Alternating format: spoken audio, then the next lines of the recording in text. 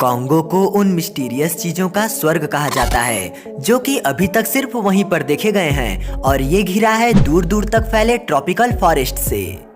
ये रहस्यमयी जंगल यहाँ पाए गए जीवों को एक सबसे बेहतरीन वातावरण देता है। चलिए हमारे साथ आप इस सफर पर जुड़िए जहाँ की हम आपको कॉन्गो जंगल के रहस्यमयी जीवों के साथ एक रहस्यमयी मोनोलिथ से भी मिलवाते हैं। Number 7, monolith. नवंबर 2020 में उताह में एक रहस्यमयी मोनोलिथ देखने को मिला था जो कि पूरी दुनिया का ध्यान अपनी ओर आकर्षित कर लिया था, जिसके बाद अलग अलग देशों से ऐसे ही तमाम मोनोलिथ्स के मिलने की खबर एक एक करके सामने आने लगी, जैसे कि जर्मनी, इंडिया, यूके और नीदरलैंड।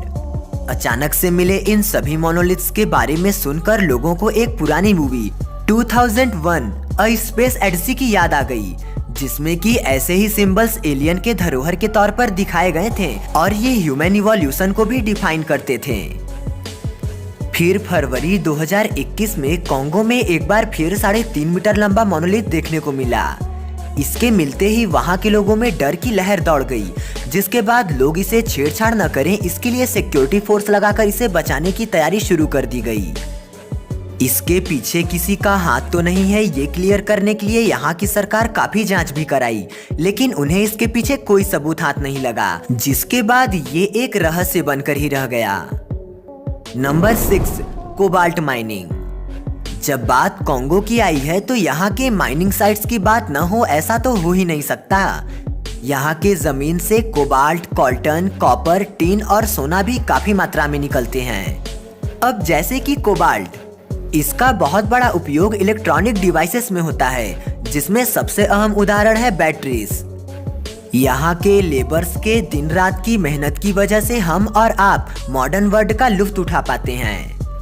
दुनिया के कोबाल्ट उत्पादन का 72% हिस्सा कॉन्गो ही कवर करता है, जहाँ की लोग इतने कठिन परिस्थितियों में काम करते हैं कि ऐसा लगता है कि मानो वो गुलामी की जिंदगी जी रहे हों। बताते हैं कि यहाँ पर कई माइंस ऐसे भी हैं जो कि इल्लीगल तौर पर चलाए जाते हैं, जिसकी वजह से यहाँ पर काम करने वाले लोगों को सेफ्टी के लिए कोई उपाय नहीं होता। पर फिर भी यही इल्लीगल माइंस यहाँ के लोगों के लिए पैसे कमाने का एकमात्र साधन होते हैं, और इसमें भी मात्र $20 कमाने वाला इंसान भी लकी माना जाता है, क्योंकि यहाँ की बहुत बड़ी आबादी $2 पर डे के खर्च पर ही अपना गुजारा करती है। यहाँ के मजदूर पैसे कमाने के लिए बहुत बड़े बड़े जोखिम भी उठा लेते हैं, यहाँ तक कि छोटे बच्चे भी इस काम को करते हैं, जिसकी वजह से प्रतिदिन दर्जनों लोग इन माइंस में दबकर अपनी जान गंवा बैठते हैं। नंबर 5, डिंगोनेक। 20वीं शताब्दी की शुरुआत में पश्चिमी खोजकर्ता विभाग अपने खोज के दौरान तरह तरह के पौधे, पेड़ और जानवरों की खोज किए, जिनमें उन्हें एक ऐसा जीव भी मिला जैसा कि वो पहले कभी नहीं देखे थे। ये था डिंगोनेक। इसके पास वालरस जैसे लंबे दांत थे। इसके शरीर पर लेपर्ड जैसे स्पॉट्स भी थे और ये 3 से 5 मीटर लंबा था। इसके मिलने का पहला सबूत 1907 से मिलता है, जो कि मिला था British traveller trader John Alfred Jordan को। जॉर्डन ने इस डिंगोनेक के बारे में दुनिया को बताया तो, लेकिन वो इस बात को काफी हद तक छुपा ले गए। हंटिंग के दौरान जॉर्डन वहां के लोकल हंटर्स के साथ नदी में हंटिंग करने के लिए गए, जिसके संदर्भ में लोकल्स ने बताया कि वो क्रिएचर उन्हें वही मिला था जिस पर जॉर्डन फायरिंग भी किए थे, पर फायरिंग के बाद वो क्रिएचर जंगल में चला गया था। इसके बाद भी ये सभी 2 दिन तक उस जानवर को जंगल और नदी में खोजते रहे, पर वो उसे दोबारा नहीं देख पाए। Number 4, the gold mountain. Congo का डेमोक्रेटिक रिपब्लिक सोने का बहुत बड़ा भंडार माना जाता है, जिसके आसपास एक बहुत बड़ी खोज भी हुई। यहाँ के लोगों ने एक पहाड़ खोजा जो कि सोने का था। खबर मिलते ही हजारों लोग अपने घरों से औजार लेकर पहाड़ पर पहुंच गए और खुदाई शुरू कर दी। वो अपने साथ वहाँ की रेत को घर लेते आए और वहाँ उससे उस सुनहरे खजाने को छानने लगे। पर इनका दुर्भाग्य ऐसा कि ज्यादा दिन तक ये बात छिपी नहीं रह पाई और इसके बारे में दुनिया को पता लग गया, जिसके बाद इस पहाड़ पर सिक्योरिटी लगा दी गई। इनके साथ अन्याय तब हुआ जब इन गांव वालों को यहाँ की सरकार ने अरेस्ट करवा दिया और इनसे सोने का वो हर एक ग्राम ले लिया जो कि ये अपनी मेहनत से जुटाए थे। इसके साथ ही यहाँ के गांव को खाली करा दिया गया और इसी दौरान हुए नोकझोंक में कुछ लोगों की जान भी चली गई। इस तरह से वो सोना जो लोगों की किस्मत को चमका देता है वो इन गांव वालों के लिए एक शाप बन गया था। नंबर 3, कोंगामाटो। ऐसा माना जाता है कि डायनासोर्स की कुछ प्रजातियां आज भी कोंगो के जंगलों में जिंदा बची हुई हैं, क्योंकि उड़ने वाले डायनासोर्स भी होते थे। ये पता ही नहीं चलता अगर ये इमेज दुनिया के सामने आई न होती तो। कई शताब्दी तक कोंगो और जाम्बिया के लोग इसके बारे में कहानियां बताते थे, जिसके बारे में बताते हुए लोग बड़े पंखों वाला डरावना पक्षी बताते थे, जिसके चोंच लंबे थे और उसमें नुकीले दांत होते थे। कई गांव वालों पर इसका हमला भी हुआ था, जो कि ज्यादातर हुआ था पानी वाले इलाकों के पास। यही सब वजह थी कि इसका नाम कोंगोमाटो पड़ा, जिसका मतलब है नावों को तोड़ने वाला। हो सकता है कि आपके लिए ये विलुप्त हो चुके पक्षी की कहानी हो, पर उनके लिए ये एक रियल लाइफ एनिमल है, क्योंकि इसके हमले के बाद कई विलेजर्स घायल होकर घर लौटे हैं, जो बताते हैं कि कोंगामाटो ने उन्हें काटने की कोशिश की थी। तो आखिर ये क्रिएचर है कौन? इसके सभी लक्षण सिर्फ एक और इशारा करते हैं, और वो है उड़ने वाले डायनासोर। वैसे भी इसे विलेजर्स द्वारा सिर्फ मांसाहारी ही बताया गया है। वो बताते हैं कि इसीलिए इसका हमला अधिकतर मछुआरों पर और उन्हीं लोगों पर होता था जो कि पानी के पास रहा करते थे।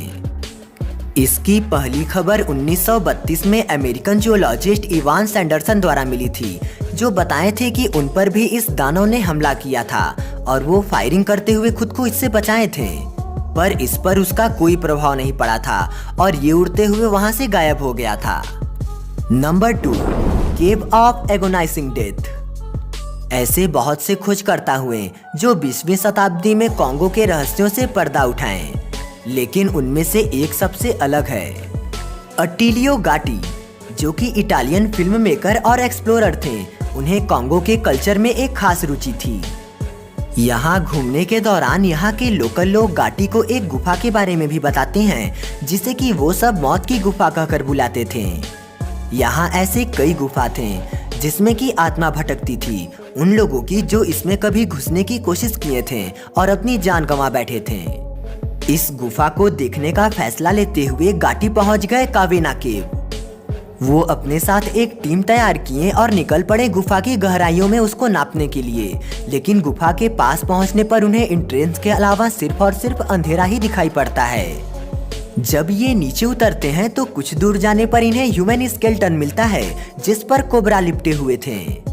जब इनकी हिम्मत गवाही देना बंद कर देती है तब ये वापस आने की सोचते हैं और इसमें रस्सी के सहारे ऊपर चढ़ते हैं। इस बीच उन्हें सबसे ज्यादा डर लगता है, क्योंकि इंच बाय इंच जैसे जैसे वो ऊपर चढ़ रहे थे उनकी उंगलियों में दर्द और पीठ के मसल्स में पीछे से खिंचाव महसूस हो रहा था।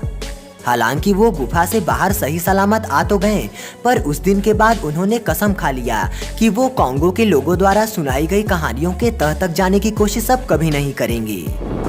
Number 1, deadliest diseases. कोंगो जंगल की गहराइयों में एक ऐसी जगह है जो आश्चर्यजनक जानवरों और रोमांचक दृश्यों से भरा पड़ा है, पर इसके साथ ही ये जगह खतरनाक बीमारियों का भी घर है। इन्हीं में से एक बीमारी है एबोला। 1970 के समय में पहचान में आई ये बीमारी लोगों को बहुत बुरे दिन दिखाई थी। इसमें लोगों को फीवर और हेमरेज के साथ मौत के मुंह में धकेलने वाले कई सिम्टम्स देखने को मिल रहे थे।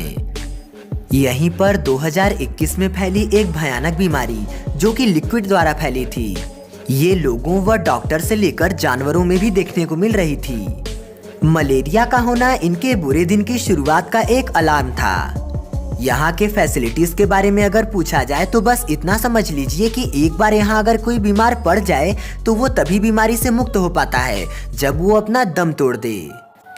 वैसे तो लोग ये भी दावा करते हैं कि ये अजीबोगरीब क्रिएचर भी इसी कोंगो के जंगल में ही पाया गया था, पर इसके बारे में हम आपकी राय जानना चाहेंगे कि आपको क्या लगता है, क्या ये हकीकत हो सकता है या फिर ये सिर्फ एक एडिटेड इमेज है? हमें कमेंट में जरूर बताइएगा। चलिए फिर आपसे मुलाकात होगी अगले वीडियो में।